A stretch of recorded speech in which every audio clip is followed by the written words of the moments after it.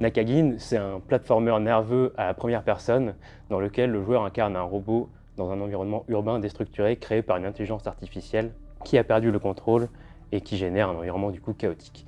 Le joueur doit se frayer un chemin le plus rapidement possible afin de mettre fin à ce chaos. C'est un environnement inspiré des œuvres comme le manga Blame et le capsule hôtel Nakagin au Japon. L'un des points clés du jeu, ça va être le challenge. On a essayé de faire en sorte que les joueurs qui ont l'habitude de ce genre de jeu puissent s'entraîner à perfectionner leurs courses, tout en gardant un côté permissif pour les joueurs qui ne sont pas forcément familiers avec ce style.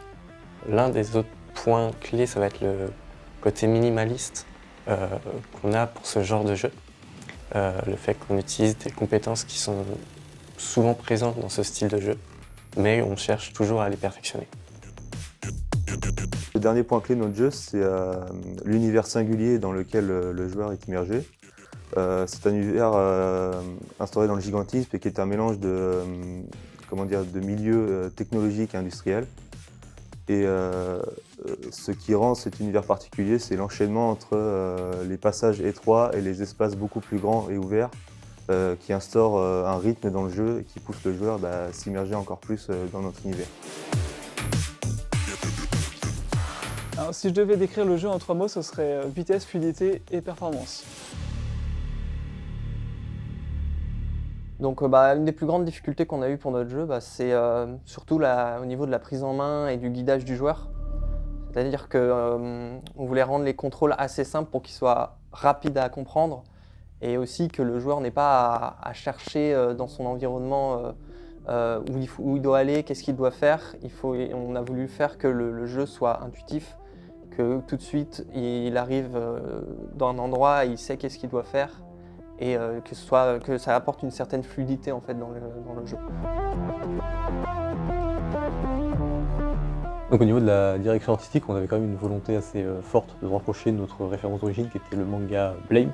Du coup on a dû s'orienter vers certains choix, justement pour avoir un visuel qui faisait penser à ce genre d'esthétique. Du coup on a dû développer des outils et des ressources pour obtenir ce genre de résultats.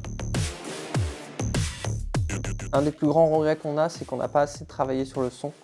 C'est quelque chose qu'on aurait voulu pas mal mettre en avant, mais malheureusement on n'avait pas les compétences et le temps pour le faire.